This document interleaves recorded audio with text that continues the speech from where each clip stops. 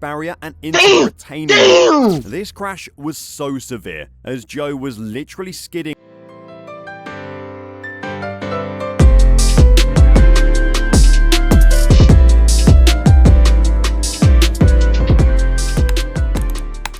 What's up, y'all? Welcome back to the Daily Mikal Show. Today we got the most brutal crashes in F1 history. Now, this has been highly recommended.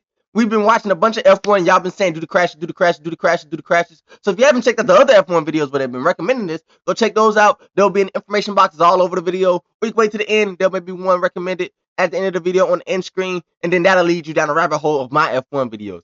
Now, this is very scary. I fucking hate looking at stuff like this. I did the rally crashes, bro. My heart almost jumped out my chest. Being real with you. It's like, for me, when I see stuff like this, I put myself in the moment, and I kind of see myself in that happening to them. That's why it really gets to me. I don't know. Now, we are on the road to 5,000, really 10K, if you want to be honest. So, if you're new, press that subscribe button. Especially if you like the video. And if you don't do either of those, do one thing for me. One thing to those that know, if you've been watching for a while, I've been saying it for a while. If you don't do like or subscribe, just recommend a video down below. Recommend it right now. Don't waste no time. Go recommend a video. Anything, don't have to be F1. Anything that you want to see me react to. All right, let's get into it. Hamilton's devastating crash to Verstappen's dramatic incident, which even destroyed a F1 driver's career. These are the terrible crashes that changed F1 forever. Together. An absolutely smeared protagonists have taken. That's a scary thing, bro. And we gotta start with Fernando Alonso. In 2016, Alonso crashed badly as he went flying against a wall in the Australian Grand Prix. What the fuck? Look at his car. Oh! Whoa! His fucking He went flipping through the air before coming to rest upside down at 200 miles per hour. Luckily, he wasn't seriously injured and was capable of escaping his McLaren. But trust me, guys, that's nothing. Because what Max's father, Jos Verstappen, suffered from was one... Max's father raced too? Damn, he was blessed in. ...of the most infamous fire incidents in F1 history at the 1994 Hockenheim race. Jos came to the pits after 15 laps, hoping for a regular pit stop. But instead, he experienced... Damn, that's a lot of fire. His life. Fuel got sprayed out. The car's in that. Hold on, wait a second. The car's in that. The car's right there. Shock of his life. I'm pretty sure the brakes on. Fuel got sprayed out of the fueling hose and ignited his hot car. This became a huge disaster as Verstappen in his car and his surroundings caught fire. Everything went up in flames, and it was suddenly dark and black, and I couldn't breathe. Oh, he lived? And despite this disaster, pit stop refueling still remained in F1 till 2010. But eventually, after several more incidents occurred due to refueling, it got banned for good. But even though Jos survived... So how did they do it? You just gotta have a big enough gas tank to last the whole race? It is smart that you take it out. Another driver couldn't, which not only made headlines, but also became one of the worst moments in F1's history.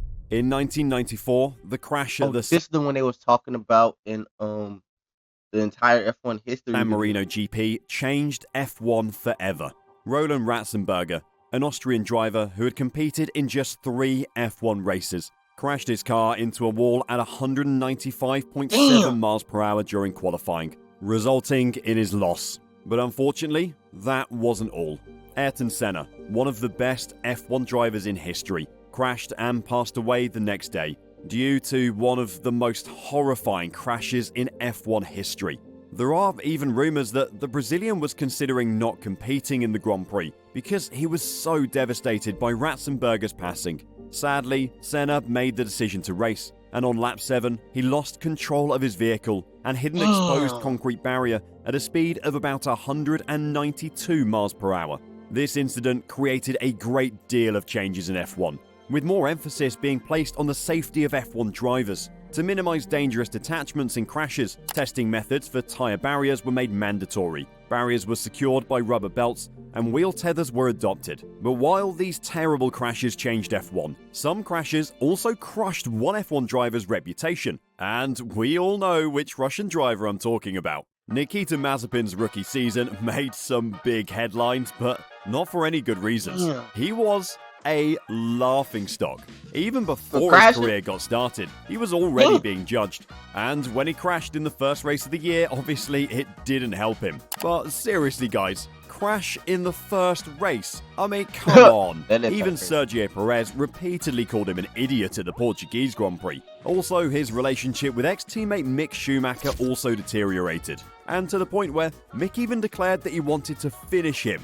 Oh boy. Finish him? What does he mean by that? But while this Haas driver's crashes were simply ridiculous, another Haas driver was also involved in a crash, which not only changed his life, but also changed F1 forever. During the opening lap of the 2018 Bahrain Grand Prix, this is recent. Romain Grosjean was involved in a terrifying crash. He reached a peak force of 67 Gs when he crashed into a metal barrier at 119 miles per hour. He split his car into half and caused an explosion. Grosjean was trapped in the cockpit for 27 seconds before he managed to escape through the raging fire. But later, he revealed that the main reason he's alive is because of the halo, which definitely has become a huge part of F1 safety. But despite the safety precautions, some crashes were simply unavoidable, especially when it looked like a driver would do anything to harm their teammates' chances of winning. And we're of course talking about Lewis Hamilton and Nico Rosberg. Despite winning both Constructors and Drivers' Championships, things got personal for the Mercedes drivers, especially at the height of it, when the pair took out each other on the opening lap of Hold up. Don't you both technically, like, if your team wins, isn't it technically a win? These two's not even, they're so competitive, they're not even competing with the other teams than where they're competing against Spanish Grand Prix. The crash was so bad that it not only fractured their already tense relationship, but also had Mercedes threaten to sack both drivers. But what's interesting is the pair were actually childhood friends, and even after that, their friendship suffered and got ruined to the point where Lewis even told Mercedes that he didn't want to race for them again. Wow. Niki Lauda also stressed that both drivers pushed each other to the limit, hence the crash. What are they doing? But turns out, this crash was nothing compared to the crash that Niki experienced during his racing days, which was so devastating that it forced F1 to make changes. It was 1976, German Grand Prix. Bad weather and track coverage meant that parts of the Nürburgring circuit were wet. Now, what's interesting is, even though Lauda was the fastest driver on the circuit, he still expressed his displeasure with the track and asked his fellow drivers to abandon the race. But unfortunately, so he kind of seen what was going to happen. He was outvoted, and as such, the race went ahead. And sadly, at the notoriously dangerous Bergwerk corner, he lost control of his Ferrari, veered off the track, collided with the wall, and his car burst into flames. The Austrian driver suffered severe burns to his head, hands, and inhaled hot fumes that damaged his lungs. And after being taken to the hospital, he fell into a coma and was even given his last rites. But he survived, thank God. But while Niki Lauda's crash became a defining moment in his career, Nicholas Latifi's crashes were also pretty much defining, but not in the way he wanted. Damn. You don't see this right here? You gonna keep leaving me down bad like this and not subscribe? Come on, please, my brother, please. The final. That was some real life intuition, like some good shit. You feel it in your gut, and then it happens. He just shouldn't have raced that. Laps of the 2021. I bet you he's never not trusted this good at on Abu Dhabi Grand Prix. Latifi ruined it for Mercedes. Hamilton saw his lead cut after Latifi crashed into the barriers. But as apologetic as Latifi was about the incident, he did little to change his Latifi status, as he also crashed behind a safety car at the Monaco Grand Prix. Behind a safety car. I mean, come on. How does that even happen? Well, this is what Latifi said. The throttle didn't get stuck, but it was like the throttle got stuck. It was very strange and surprising at the same time, and I was already going so slow there, I was just a passenger at that point. The car is driving forward and I'm not on the gas, so I don't know what's happening here. Well, now that's one way to put it. But remarkably, that wasn't all. During the Japanese Grand Prix practice session, he got lost and turned down a dead end. And instead of continuing down the track layout, he made a 180-degree turn and went the wrong way. This obviously didn't go unnoticed. But instead of owning up, once again, he blamed the incident on the car being strange. Right, you just can't drive. Latifi. What a guy. You just can't drive. But while Latifi's crashes luckily didn't cause any serious harm, unfortunately, we can't say the same thing for Antoine Hubert. Because, as we all know, the crash he was involved in was simply devastating. In the Belgian Grand Prix, the F2 driver was involved in a high-speed crash. On the second lap, Hubert collided into a barrier near the high-speed Eau Rouge turn and was then struck by another driver, Juan Manuel Correa, which caused Hubert's car to be completely destroyed. Antoine later succumbed to his injuries and thus couldn't survive. But sadly, that's not all, because Formula One racing icon Jackie Stewart also experienced a similar incident. Come to his injury. Look at the car. There's nothing left. And thus couldn't survive. But sadly, that's not all, because Formula One racing icon Jackie Stewart also experienced a similar incident at the same corner. Stewart was left facing his end when he crashed his car at the Spa circuit, which left him hanging upside down with fuel trickling down his face. He was safely rescued from his automobile by 2 other drivers, and since then, he's led multiple campaigns to increase drivers' safety. But surprisingly, his initial thoughts were that seatbelts were unnecessary and uncomfortable. But since then, he's changed his mind after these many new safety measures prevented from losing many drivers. When I was starting in the Formula One world, the tracks were hideously dangerous. There were no runoff areas, and it was just crazy. Ridiculous things like telegraph poles were up close and personal. But while Stewart already changed his views about seatbelts, Carlos Sainz's crash still forced the FIA to dig deeper regarding its seatbelt rule. During the second practice at the Monza circuit,